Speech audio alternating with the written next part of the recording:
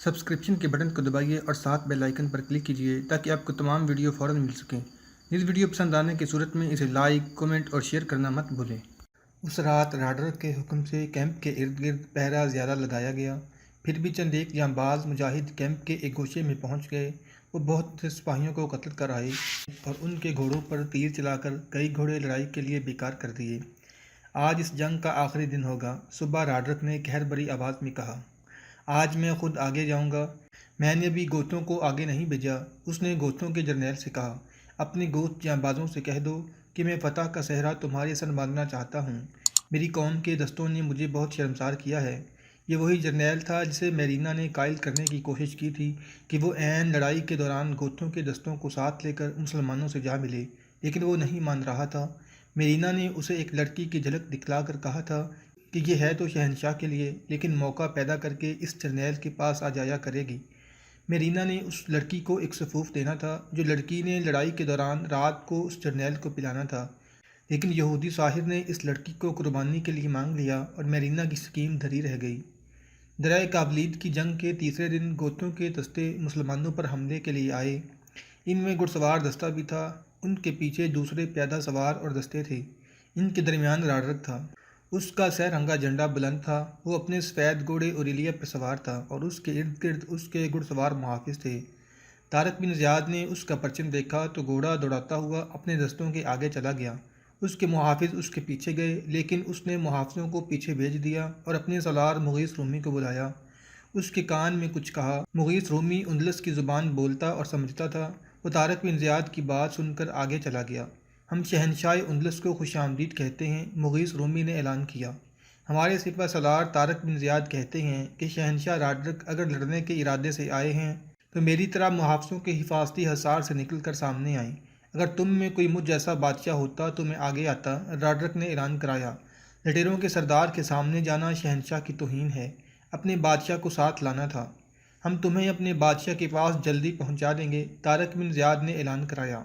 ہمارا بادشاہ اللہ ہے، ہم کسی انسان کو بادشاہ نہیں بنایا کرتے۔ ہم یہی پیغام لے کر آئے ہیں کہ ہم سب کا بادشاہ اللہ ہے اور ہم تمہاری بادشاہی کو ہمیشہ کے لیے ختم کرنے آئے ہیں۔ آگے بڑھو، راڈرک نے حکم دیا اور گوت جرنیل کا نام لے کر کہا، ان کی زبانیں بند کر دو۔ گوت جرنیل نے نعرہ لگانے کے انداز سے کہا، ہلہ بول دو اے اہل گوت، اور اس نے اپنے گھوڑے کو ایڑ لگائی۔ ایک سوار اس کے پیچھے سے گھوڑا دوڑاتا آیا اور اپنے اس جرنیل کے قریب آ کر برچھی اس کی پیٹھ میں اتار دی۔ جرنیل سیدھا ہوا، سوار نے برچھی اس کی پیٹھ سے نکال کر ایک بار پھر برچھی ماری جو اس کے پہلو میں اتر گئی۔ وہ گھوڑے سے گر پڑا۔ گوت دستوں نے تلواریں نیاموں میں ڈال لیں اور مسلمانوں کی طرف دوڑ پڑے۔ ان میں پیادے بھی تھے، گھڑ سوار بھی۔ وہ شور و غل بپا کرتے آ رہے تھے۔ طارق بن زیاد کو تو معلوم تھا کہ گوت اور یہودی اس کے پاس آ جائیں گے، لیکن طارق کی فوج حیران تھی کہ یہ کیسا حملہ ہے کہ حملہ کرنے والوں نے تلواریں نیاموں میں ڈال رکھی ہیں۔ ان کا استقبال کرو۔ طارق نے اپنی فوج کے لیے اعلان کرایا، یہ تمہارے دوست ہیں، یہ اب تمہارے ساتھی ہیں۔ یہ کیا؟ ادھر راڈرک گھبراہٹ اور حیرت کے عالم میں پوچھ رہا تھا، یہ کہاں جا رہے ہیں؟ انہوں نے اپنے جرنیل کو قتل کر دیا ہے۔ اسے جواب دینے والا کوئی نہ تھا۔ یہ اوپاس اور میرینا کی خفیہ کارروائی تھی جو کامیاب رہی۔ گوتھوں کی تعداد کے معاملے میں مورخوں میں اختلاف پایا جاتا ہے۔ بعض نے تعداد 20,000 لکھی ہے اور کچھ 25,000 لکھتے ہیں، ایک نے 15 اور 20,000 کے درمیان لکھی ہے۔ راڈرک کے سوالوں کا جواب نہیں مل رہا تھا کہ گوتھوں نے کیا کیا ہے۔ اسے اس طرف سے جواب ملا، ہم اپنے بادشاہ وٹیندرا کا انتقام لیں گے۔ ایک گوت نے آگے جا کر بلند آواز سے کہا، اندلس کی بادشاہی گوت قوم کا ورثہ ہے۔ راڈرک، تم نے گوتوں کی بادشاہی کا خاتمہ کیا اور تخت نشین ہو گئے تھے، دیکھ ہم اپنا ورثہ کس طرح واپس لیتے ہیں۔ اس روز لڑے بغیر جنگ کا پانسہ ہی پلٹ گیا۔ اگلے دنوں میں راڈرک نے پرجوش حملے کرائے، لیکن ہر حملہ پسپائی کی صورت اختیار کر جاتا۔ مسلمانوں کی تعداد میں ایک ہی بار 20,000 کا اضافہ ہو گیا تھا۔ یہ تعداد برائے نام نہیں تھی، بلکہ اس تعداد میں انتقام کا جذبہ تھا، اور اس جذبے کی تسکین کے لیے ان گوتھوں کو اور یہودیوں کو جو مسلمانوں سے آ ملے تھے، مسلمانوں کی حمایت حاصل ہو گئی تھی، اور مسلمان بھی ایسے جنگجو اور جانباز کہ ایک ایک 10 کا مقابلہ کرتے تھے۔ کون کہہ سکتا ہے کہ میرے رسول صلی اللہ علیہ وسلم کی بشارت صحیح نہیں ہو سکتی؟ طارق نے اپنے سالاروں سے کہا۔ اللہ جب کرم کرنے پر آتا ہے تو ایسے اسباب پیدا کر دیتا ہے کہ اس کے بندوں کی ہر مشکل آسان ہو جاتی ہے۔ اللہ نے اپنے محبوب صلی اللہ علیہ وسلم کی بشارت پوری کرنی تھی اور یہ معجزہ ہو گیا۔ اپنے ہر عسکری سے کہہ دو کہ اللہ کے حضور سر جھکائے رکھو اور دل میں اللہ کا ہی نام رکھو۔ یہ ایک معجزہ تھا جس کا ذکر ہر مورخ نے تفصیل سے کیا ہے۔ ادھر دریائے کاولید کے کنارے ایک خوشنما خیمے میں، جس کے اندر محل کے ایک کمرے کا دل نشین منظر بنا ہوا تھا، شاہ اندلس راڈرک شدید بے چینی اور غصے کا مجسمہ بنا ہوا تھا۔ کبھی وہ بیٹھ جاتا اور اچانک گیند کی طرح اچھل کر کھڑا ہو جاتا اور خیمے کے اندر تیز تیز ٹہلنے لگتا۔ کبھی تپائی پر زور سے گھونسا مارتا، کبھی اپنے ایک ہاتھ پر دوسرے ہاتھ کا مکہ مارتا۔ اس کے دو جرنیل خیمے سے باہر ڈرے سہمے ہوئے کھڑے تھے۔ آخر وہ بوڑھا جرنیل خیمے میں گیا جس کا راڈرک بہت احترام کرتا تھا۔ شہنشاہ معظم کو اس طرح دل برداشتہ نہیں ہونا چاہیے، جرنیل نے کہا۔ گوت دھوکہ دے گئے ہیں تو کوئی فرق نہیں پڑے گا، ہم ان گوتوں کی نسل کو ختم کر دیں گے۔ نسل ہماری ختم ہو رہی ہے۔ راڈرک نے بڑی زور سے اپنا پاؤں زمین پر مارا اور گرج کر بولا، تم اس قابل ہوتے جو کہہ رہے ہو تو یہ لڑائی پہلے دن ہی ختم ہو جاتی۔ تم نے اس دشمن کا کیا بگاڑ لیا ہے جو تعداد کے لحاظ سے ہمارے سامنے اس طرح ہے جیسے آدمی کے پاؤں تلے چیونٹیاں ہوں، لیکن یہ چونٹیاں ہمارے وجود پر چڑھ آئی ہیں۔ دشمن کمزور ہونے کی بجائے پہلے سے زیادہ طاقتور ہو گیا ہے۔ میری نظروں سے دور ہو جاؤ۔ جرنیل نے نظروں سے دور ہونے کی بجائے پیالے میں شراب ڈالی۔ ہم شہنشاہ کو اس حالت میں نہیں دیکھ سکتے، جرنیل نے پیالہ راڈرک کی طرف بڑھاتے ہوئے کہا۔ یہ لیں اور اپنے آپ پر قابو پائیں۔ راڈرک نے پیالہ اس کے ہاتھوں سے لے کر زمین پر دے مارا اور اس کے ٹکڑوں کو ٹھڈے مارنے لگا۔ تم میرے ہوش و حواس گم کرنا چاہتے ہو، راڈرک نے کہا۔ تم چاہتی ہو کہ میں اتنی بڑی حقیقت کو بھول جاؤں؟ جرنیل خیمے سے نکل گیا اور عورتوں کے خیموں کی طرف چلا گیا۔ واپس آیا تو اس کے ساتھ ایک نوجوان لڑکی تھی جو راڈرک کو بہت ہی اچھی لگتی تھی۔ جرنیل اسے کچھ کہتا آ رہا تھا۔ راڈرک کے خیمے کے قریب آ کر اس نے لڑکی کو خیمے میں داخل کر دیا۔ دوسرے ہی لمحے لڑکی خیمے سے باہر آن پڑی۔ راڈرک نے اسے بڑی زور سے دھکا دیا تھا۔ لڑکی اٹھی اور عورتوں کے خیموں کی طرف بھاگ گئی۔ راڈرک نے بوڑھے جرنیل کو آواز دی۔ جرنیل دوڑتا اندر گیا۔ راڈرک کچھ سکون میں تھا، معلوم ہوتا ہے وہ یہودی کاہن ناکام ہو گیا ہے۔ اس نے بوڑھے جرنیل سے مایوسی کے لہجے میں کہا۔ اس نے کہا تھا کہ ایک نوخیز لڑکی کی جان کی قربانی دینے سے مجھ پر برے شگون کا اثر ہوگا تو وہ زائل ہو جائے گا۔ میں نے اسے لڑکی دے دی تھی، اس نے لڑکی کی جان کی قربانی دے دی ہوگی، وہ ضائع ہو گئی ہے۔ اس یہودی نے ہمیں دھوکہ تو نہیں دیا ہوگا۔ میں ابھی ایک سوار تلیتا بھیج دیتا ہوں، بوڑھے جرنیل نے کہا۔ وہ معلوم کر کے آ جائے گا۔ کب پہنچے گا، کب آئے گا؟ راڈرک نے ایسے لہجے میں کہا جس میں شکست خوردگی کی جھلک نمایاں تھی۔ مجھے ہرکل کا برج نہیں کھلوانا چاہیے تھا۔ اس برج کی رکھوالی کرنے والے دونوں راہبوں نے مجھے روکا تھا۔ تم میرے ساتھ تھے، تم نے بھی سمجھایا اور مجھے منع کیا تھا۔ اس وہم کو دل سے نکال دے شہنشاہ، جرنیل نے کہا۔ کیسے نکال دوں؟ راڈرک نے ڈری ہوئی آواز میں کہا۔ کیا تم دیکھ نہیں رہے کہ ہم نے لڑائی کا جو منظر برج کے اندر دیکھا تھا وہ یہاں ہم ہر روز دیکھ رہے ہیں؟ مسلمانوں کی وہی نعرے سن رہے ہیں اور اپنی فوج کی ویسی ہی پسپائی دیکھنے میں آتی ہے۔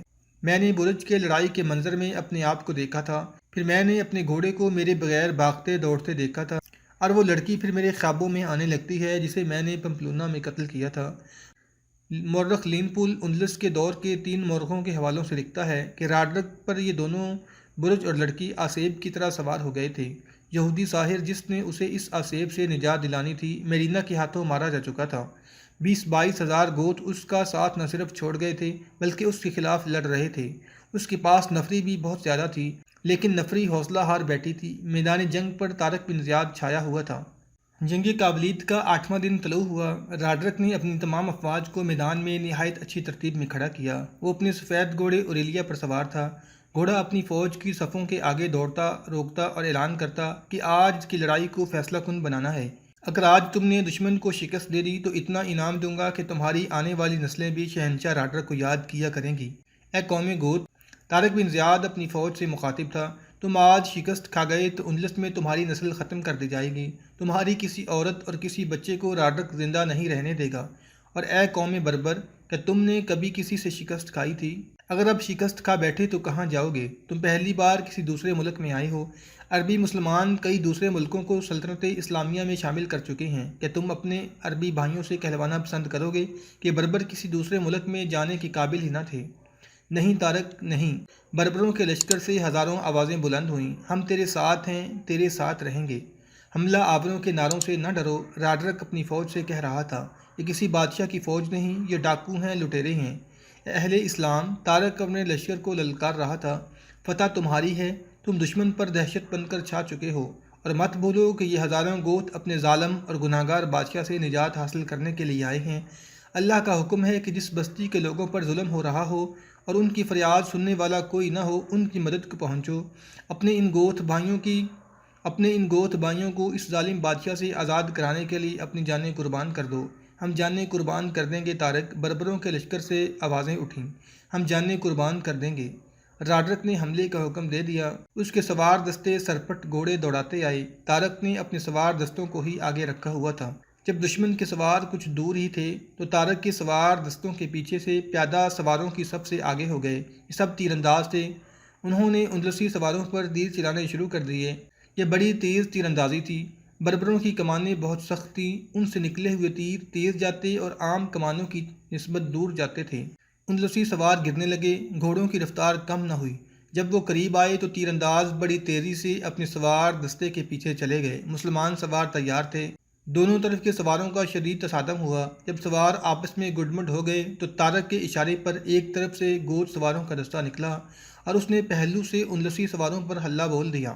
راڈرک اب تماشا نہیں دیکھنا چاہتا تھا، اس نے پیادہ دستوں کو حملے کا حکم دے دیا۔ اب طارق بن زیاد اپنی مخصوص چالیں چلنے لگا۔ اس نے گوتھوں کو آمنے سامنے کی لڑائی لڑتے رہنے کے لیے اور مسلمان دستوں کو دائیں اور بائیں بھیج دیا۔ ایک طرف مغیث رومی اور دوسری طرف ابو ذریہ طریف گیا، وہ دور کا چکر کاٹ کر اپنے اپنے مقام پر پہنچ گئے۔ راڈرک اپنے دستے لڑائی میں جھونکتا چلا جا رہا تھا، اس کے پیچھے دریا تھا۔ مغیث رومی اور ابو ذروہ طریف نے دونوں اطراف سے ان دستوں پر بہت ہی تیز حملہ کر دیا جو ابھی راڈرک کے پاس تھے۔ یہ دونوں پہلوؤں پر حملہ تھا جو ایسا غیر متوقع تھا کہ اندلسی بری طرح گھبرا گئے۔ راڈرک بھی نہ سمجھ سکا کہ یہ کیا ہوا ہے۔ اس کے دستے سنبھل کر مقابلے میں آنے کی بجائے ڈری ہوئی بھیڑوں کی طرح ایک دوسرے میں سکڑتے اور سمٹنے لگے۔ ان کی یہ پوزیشن ایسی تھی جیسے شکاری کو پر کٹی اور آرام سے بیٹھی ہوئی بطخیں مل جائیں۔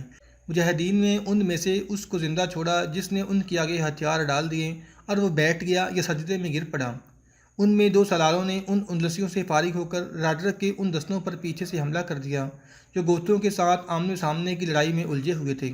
ایسے عقبی حملے سے ان کا سنبھلنا اور سنبھل کر مقابلہ کرنا ناممکن تھا۔ ان اندلسیوں میں سے بھی بے شمار کٹ مرے اور وہی بچے جنہوں نے قید قبول کر لی۔ تاریخ لکھنے والوں نے، جن میں جنگی مبصر خاص طور پر قابل ذکر ہیں، لکھا ہے کہ جنگ کابلیت تاریخ کی چند ایک بڑی جنگوں میں سے ایک ہے جس میں عسکری شجاعت کے مظاہرے بھی ہوئے اور مسلمانوں کی طرف سے جو جنگی چالیں چلی گئیں وہ کم ہی جنگوں میں دیکھنے میں آئی ہیں۔ اس گمسان کی لڑائی میں جہاں ہر شخص کٹ رہا تھا یا کاٹ رہا تھا، ایک آدمی تلوار ہاتھ میں لیے قیامت کے اس منظر میں یوں گھوم پھر رہا تھا جیسے کسی کو ڈھونڈ رہا ہو۔ وہ لڑ نہیں رہا تھا۔ یہ گورا چٹا جوان دریائے کابلیت تک چلا گیا اور وہ عورتوں کے خیموں تک بھی گیا، لیکن ایسے لگتا تھا جیسے اسے وہ نہیں مل رہا جس کی تلاش میں وہ مارا مارا دشمن سے بچتا بچاتا پھر رہا ہے۔ وہ ہنری تھا جس نے فلورینڈا سے وعدہ کیا تھا کہ راڈرک کا سر اس کے قدموں میں رکھے گا۔ وہ راڈرک کو ڈھونڈ رہا تھا۔ راڈرک کا جھنڈا نظر نہیں آ رہا تھا، یہ جھنڈا بہت دیر پہلے گر چکا تھا۔ اندلسیوں کے دل چھوڑ دینے کی ایک وجہ یہ بھی تھی کہ ان کا شاہی پرچم گرا پڑا تھا۔ اس کا مطلب یہ تھا کہ بادشاہ پکڑا گیا ہے یا مارا گیا ہے۔ ہنری نے دریا کے کنارے راڈرک کا سفید گھوڑا کھڑا دیکھا، لیکن اس گھوڑے پر راڈرک سوار نہیں تھا۔ گھوڑے کے پاس ایک تلوار پڑی تھی جس کے دستے میں بیش قیمت ہیرے اور پتھر جڑے ہوئے تھے۔ یہ یقیناً راڈرک کی تلوار تھی۔ عجیب چیز یہ دیکھی گئی کہ راڈرک کے جوتے بھی تلوار کے پاس پڑے ہوئے تھے۔ ہنری عورتوں کے خیموں میں چلا گیا۔ وہاں راڈرک کے حرم کی عورتیں ڈری اور سہمی ہوئی موجود تھیں۔ ہنری نے انہیں ڈرا دھمکا کر راڈرک کے متعلق پوچھا۔ ہر عورت نے یہی کہا کہ اسے کچھ پتہ نہیں۔ ہنری دوڑتا گیا، راڈرک کی تلوار اٹھائی اور اس کے جوتے اٹھائے اور اس کے محبوب گھوڑے اوریلیا پر سوار ہوا۔ گھوڑے کو اینٹ لگائی اور بڑی بلند آواز سے کہا، راڈرک مارا گیا ہے، راڈرک مارا گیا ہے۔ کہ نعرے لگاتا ہوا طارق بن زیاد کے پاس پہنچا اور اسے بتایا کہ اسے راڈرک کا یہ گھوڑا، تلوار اور جوتے کہاں سے ملے ہیں۔ 8 دنوں کی جنگ ختم ہو گئی۔ لین پول لکھتا ہے کہ اس 8 دنوں کی جنگ نے مسلمانوں کو 800 سال کے لیے اندلس کی حکمرانی دے دی، لیکن چند اور لڑائیاں بھی انہیں ابھی لڑنی پڑیں۔ فیصلہ کن جنگ یہی تھی جو جنگ کابلیت کے نام سے مشہور ہوئی۔ تمام مورخوں نے متفقہ طور پر لکھا ہے کہ راڈرک کا کچھ پتہ نہ چل سکا۔ اس کا سفید گھوڑا، تلوار اور جوتے دریا کے کنارے سے ملے تھے۔ بعض نے خیال ظاہر کیا ہے کہ اس نے دریا میں ڈوب کر خودکشی کر لی تھی۔ زیادہ تر نے یہی لکھا ہے کہ وہ بھاگنے کی کوشش میں دریا تیر کر پار کر رہا تھا۔ لیکن دریا کی تندی اور تیزی نے اسے دوسرے کنارے تک نہ پہنچنے دیا۔